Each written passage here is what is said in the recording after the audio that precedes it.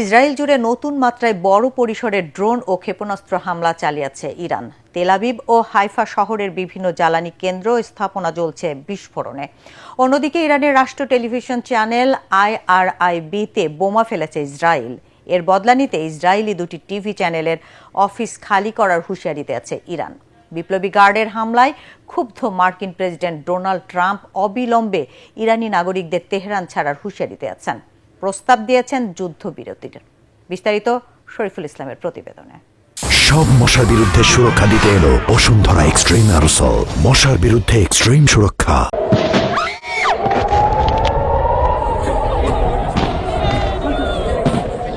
ইরানের বিপ্লবী গার্ডের অ্যারোস্পেস ফোর্সের নতুন ধাপে চালানো হামলার জেরে ইসরায়েল জুড়ে এখন যুদ্ধের সাইরেন। সেখানকার মানুষের ভোরের ঘুম ভাঙে সাইরেনের আতঙ্কে।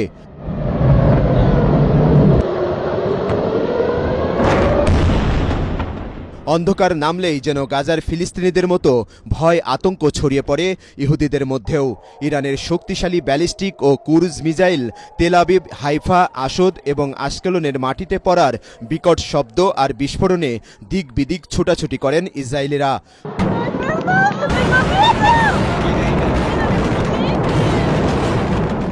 পরবর্তী নির্দেশ না দেওয়া পর্যন্ত ওইসব এলাকার বাসিন্দাদের নিরাপদ আশ্রয়কেন্দ্রে থাকার নির্দেশ দিয়েছে ইসরায়েলি প্রতিরক্ষা বাহিনী IDF। তবে ইরানের এসব হামলার ক্ষয়ক্ষতি সামাজিক যোগাযোগ মাধ্যমে ছড়িয়ে পড়লেও হতাহতের সঠিক তথ্য দিচ্ছে না ইসরায়েল সরকার।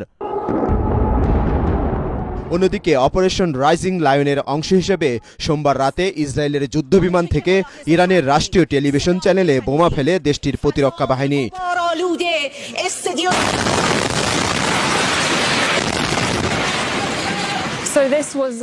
সামাজিক যোগাযোগ মাধ্যমে প্রকাশিত একটি ভিডিওতে দেখা যায় স্টুডিওতে একজন নারী প্রেজেন্টার টকশো অনুষ্ঠান পরিচালনার সময় হঠাৎই বিস্ফোরণের শব্দে কেঁপে ওঠে টিভি চ্যানেলটি। এই হামলায় মারা যায় প্রতিষ্ঠানটির এক সম্প্রচার কর্মী। পরে আবারও সম্প্রচার শুরু করে ইরানের রাষ্ট্রীয় টিভি চ্যানেলটি। এর জবাবে ইসরায়েলের কয়েকটি টিভি চ্যানেলের কর্মীদের সেখান থেকে সরে যাওয়ার সতর্কতা জারি করেছে ইরান। ইসলামী প্রজাতন্ত্রের সম্প্রচার মাধ্যমের ওপর ইহুদিবাদী শত্রুর আক্রমণের তীব্র প্রতিক্রিয়া দেখানো হবে বলেও হুমকি দিয়েছেন জাতিসংঘে ইরানের রাষ্ট্রদূত। ইসরায়েল যা করছে এটা প্রকাশ্য যুদ্ধাপরাধ। আমাদের সংবাদ সংস্থার অফিসে হামলা গণমাধ্যমের স্বাধীনতার উপর সরাসরি আক্রমণ। এই বর্বর আক্রমণ এবং আগ্রাসনের জবাব দিব আমরা।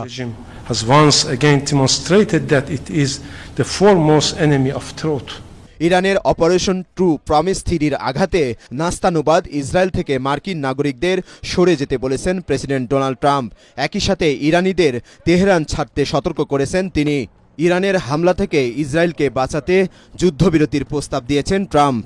G7 সামিট শেষে এ তথ্য নিশ্চিত করেছেন ফ্রান্সের প্রেসিডেন্ট। প্রেসিডেন্ট ট্রাম্প একটি ভালো খবর দিয়েছেন। যুক্তরাষ্ট্র দ্রুত যুদ্ধবিরতি চায়, ফ্রান্স এটিকে সমর্থন করে। আশা করি দ্রুতই তা কার্যকর হবে। এদিকে মার্কিন সংবাদ মাধ্যম ABC নিউজকে দেওয়া সাক্ষাৎকারে ইসরায়েলের প্রধানমন্ত্রী বলেছেন, ইরানের সর্বোচ্চ নেতা খামেনিকে হত্যা করলেই সংঘাত শেষ হবে। প্রয়োজনে খামেনিও আমাদের লক্ষ্যবস্তু হবে। ইরান চিরস্থায়ী যুদ্ধ চায় ও ইসরায়েলকে পরমাণু যুদ্ধের কিনারায় নিয়ে এসেছে। ইসরায়েল তাদের এই আগ্রাসন ঠেকাচ্ছে, অশুভ শক্তির বিরুদ্ধে দাঁড়াতেই হবে।